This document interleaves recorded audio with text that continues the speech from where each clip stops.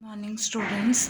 हमारा next exercise का first next topic है वेरिग्नन्स थ्योरम। देखो वेरिग्नन्स थ्योरम विद प्रूफ आपको करनी है। वेरिग्नन्स थ्योरम क्या कहती है?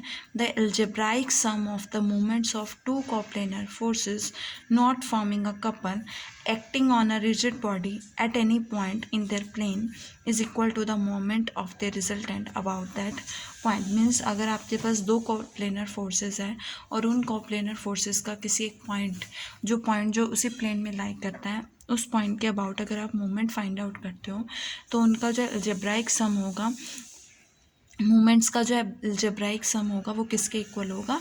जो उनके रिजल्टेंट का जो मूवमेंट होगा उस पॉइंट के अबाउट उसके इक्वल होगा। ओके, सो इसमें आपके पास दो केस आएंगे। दो केस किस तरह से आएंगे?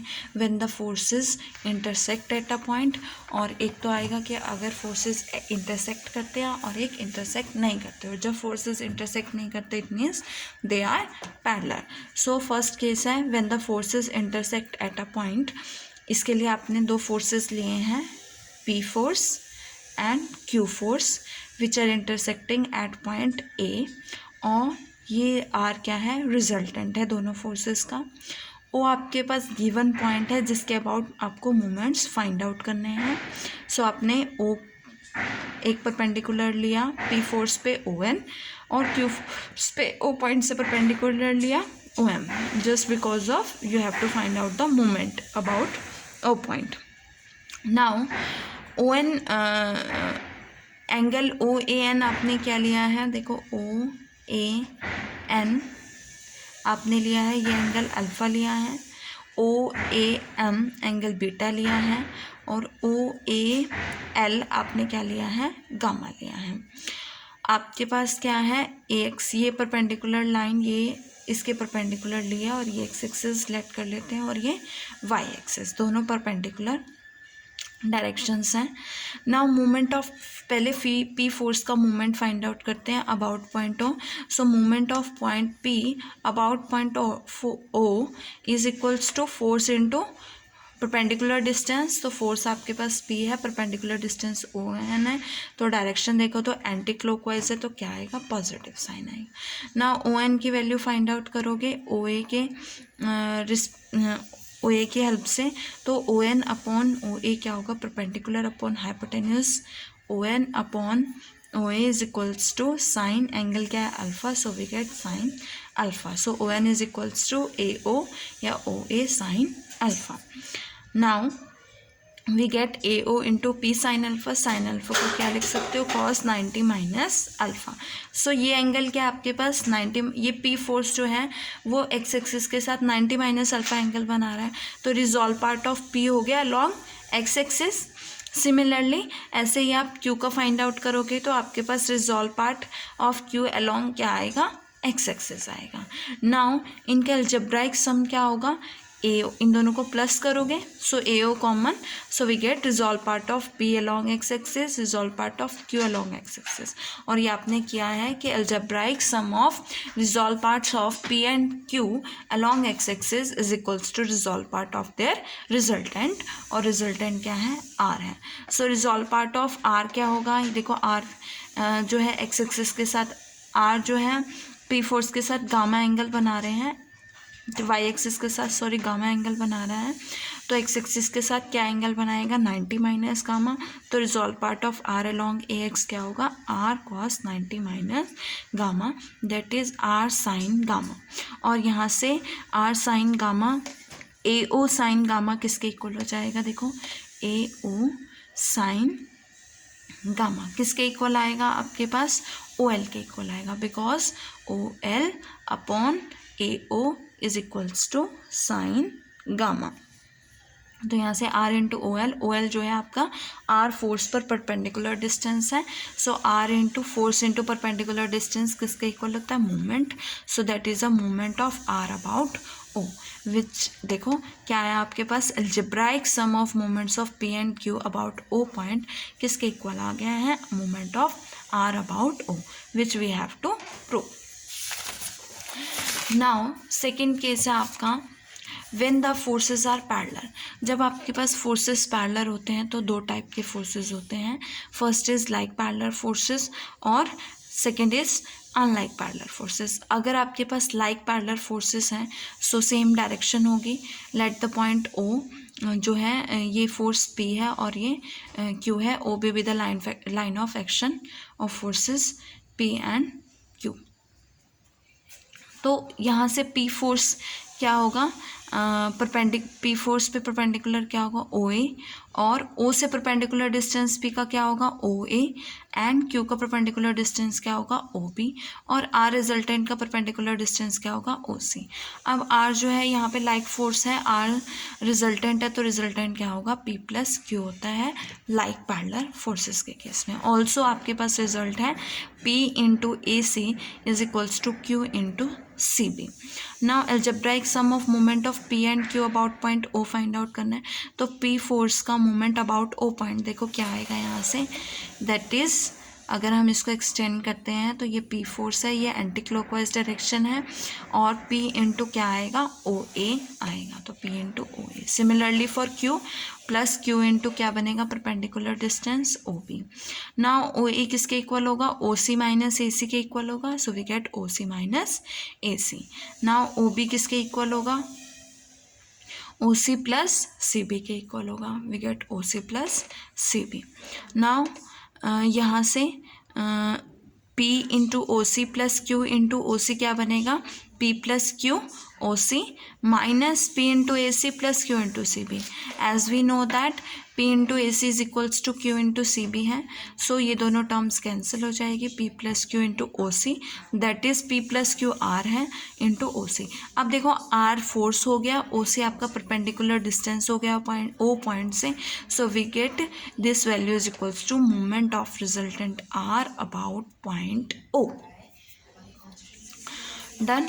नाउ नेक्स्ट है आपके पास unlike parallel forces. So unlike parallel forces के केस में क्या होगा, अगर पी और क्यू दो अनलाइक पैरेलल फोर्सेस है such that P is greater than Q, अगर पी ग्रेटर देन क्यू है इट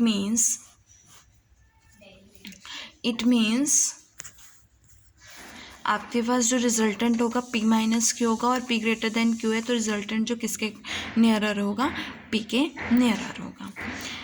अनलाइक है तो डायरेक्शन क्या होगी, डिफरेंट होगी। सेम ये रिजल्ट है आपके पास P into O C A, resultant से distance C A, and Q into C B equal होंगे। Now algebraic sum find out करते हैं।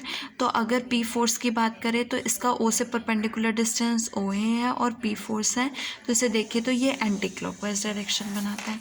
और अगर क्यू को देखें तो इसका परपेंडिकुलर डिस्टेंस ओ बी है और ये क्या बना रहा है, क्लॉकवाइज डायरेक्शन। तो क्लॉकवाइज डायरेक्शन के लिए आपके पास साइन क्या आता है, नेगेटिव, तो यहाँ पे नेगेटिव आएगा।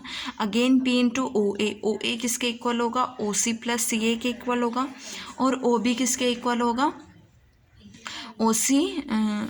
ओ बी किसके इक्वल होगा, O C plus C B के इक्वल होगा। अगेन पी और Q, O C common, P minus Q times O C हो जाएगा, और P into C A minus Q into C B, again ये इक्वल है, सो ये कैंसिल आउट हो जाएंगे, we get P minus Q times O C, and P minus Q resultant है that is R. तो आर का perpendicular distance ओ से ओ सी है, आर का परपेंडिकुलर डिस्टेंस ओ से ओ सी है, सो यहाँ से क्या बनेगा, R into O C, that is equals to moment of the resultant about point O. Similarly देखो जनरलाइजेशन है वेरिग्नन्स थ्योरम की ऑफ मोमेंट्स की। अगर number of coplanar forces acting on a rigid body having a resultant, the algebraic sum of their moments about any point in their plane is equal to the moment of their resultant about that point. कि अगर ये same चीज़ आप number of coplanar forces के लिए act करते हो, then in that case also algebraic sum जो होगा मोमेंट्स का किसी भी पॉइंट के अबाउट, वो किसके इक्वल होगा, moment of their resultant about that point. Means आपने टू फोर्सेस के लिए वेरिग्नन्स थ्योरम में किया था, इसी तरह से इसकी जनरलाइजेशन है कि आप नंबर ऑफ फोर्सेस के लिए भी सेम रिजल्ट जो है एग्जिस्ट करता है। नाउ आपके पास नेक्स्ट है resultant of a system of coplanar forces acting on a rigid body, कि अगर आपके पास दो परपेंडिकुलर डायरेक्शंस है O X and O Y और P1 P2 P3 Pn n coplanar forces है acting on a rigid body और वो एंगल्स बना रहे हैं α1 α2 α3 αn, देन आर अगर आपके पास रिजल्टेंट है making an angle theta with O X, resolve करेंगे अगर फोर्सेस को तो आपके पास same R cos theta is equals to P1 cos α1 P2 cos α2 and up to so on, and we say this is equals to x. Similarly for y direction we have r sin theta is equals to P1 sin α1 P2 sin α2 and up to so on Pn sin alpha n is equals to y. Now squaring and adding we get r square is equal to x square plus y square और r is equal to square root x square plus y square. Divide करोगे तो आपके पास theta की value आएगी. Now similarly for the resultant of the system of coplanar forces for n, आपके पास क्या है coplanar forces के लिए सेम है r cos theta is equals to x आएगा, r sin theta is equals to y आएगा and r is equals to square root of x square plus y square और tan theta is equals to this.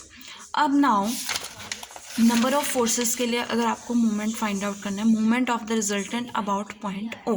अब about point O अगर मैं movement of resultant find out करना चाहती हूँ तो मैंने ये पॉइंट लिया है x, y. About point O find out करना है तो देखो इसका परपेंडिकुलर डिस्टेंस, अगर मैं फोर्स x ले रही हूँ तो इसका परपेंडिकुलर डिस्टेंस, अगर मैं फोर्स y ले रही हूँ तो इसका परपेंडिकुलर डिस्टेंस क्या बनेगा, x बनेगा, क्योंकि ये क्या होगा x y एक्सिस के पैरेलल होगा तो परपेंडिकुलर डिस्टेंस क्या बनेगा, x बनेगा. सिमिलरली अगर x लेती हो तो y बनेगा और इस केस में आपके पास क्लॉकवाइज होगी तो डायरेक्शन नेगेटिव आएगी, that is x y minus y x. इसी तरह से algebraic sum of movements of forces अगर आप ओ पॉइंट के अबाउट लोगे, मीन्स x1 y1 के लिए लोगे, x2 y2 के लिए, x3 y3 के लिए, तो आपके पास ये वैल्यू आएगी which is equals to g. So we can say that x y minus y x is equal to z is the equation of the resultant. Now अगर forces equilibrium में हैं then are को क्या होना पड़ेगा, zero होना पड़ेगा. And the algebraic अगर आर ज़ीरो है तो algebraic sum of moments of the forces about point O भी ज़ीरो होगा. और अगर एक्स ज़ीरो है, वाई ज़ीरो है एंड अगर अलजेब्राइक सम ज़ीरो है it means X is equal to zero और Y is equals to zero and hence G is equals to क्या होगा, ज़ीरो होगा.